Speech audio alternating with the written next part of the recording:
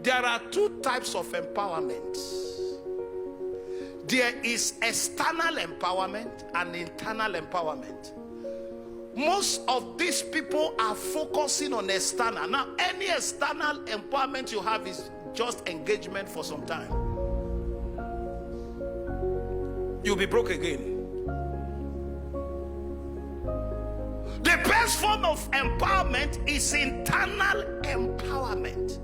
Now, internal empowerment helps you to create service and create product. Somebody comes and shares 200 bags of rice. That's external empowerment.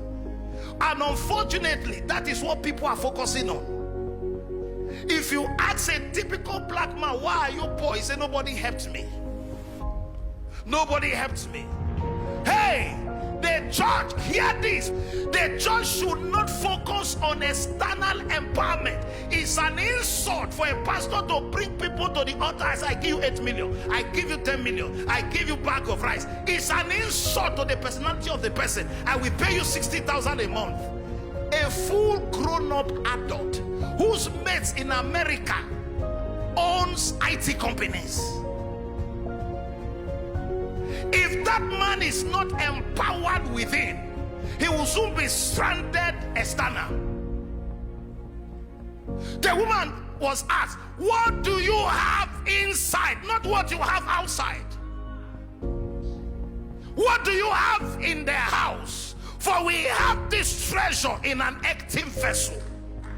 What is in your active vessel? What do you have in the house? Not what you have outside. Hey, hear me, church. Enough of this embarrassment going on in the church. Giving people free food is not empowerment. You are killing their destinies. Empower them internal so they can create what you are giving to them. If a man cannot create what you gave him, you have ruined his life. Enough of this embarrassment where preachers, rather than keep the word of God that changes life, I give you 8 million, they will clap. I give you 10 million.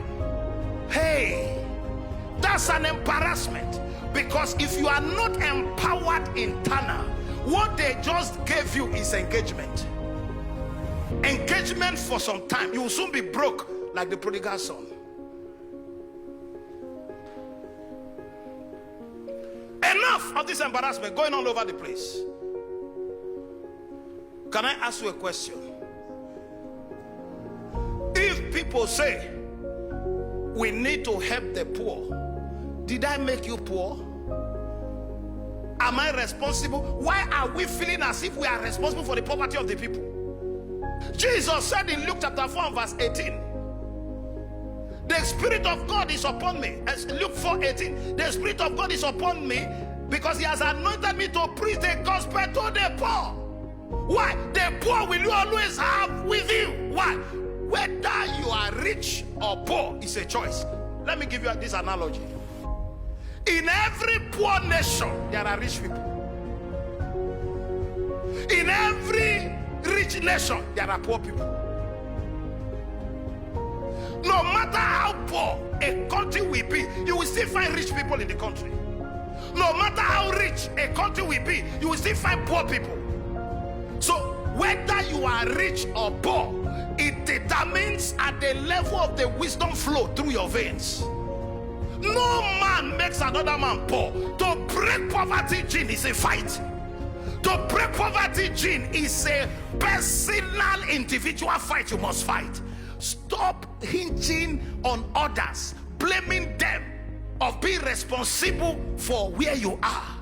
The word poor, P-O-O-R, passing over opportunity repeatedly. Nobody made you poor. You just chose to be poor. The day you decide not to be poor, you will look for a product, you will look for a service. If you make up your mind not to be poor, you will look for what is Wisdom 101. Look for products, look for service. That young man in Liberia, no father, got a bike. In cause of doing his job, he ran into his destiny. You can't be budgeting on another man's weight. You can't be gallivanting and living luxury on another man's sweat, sir.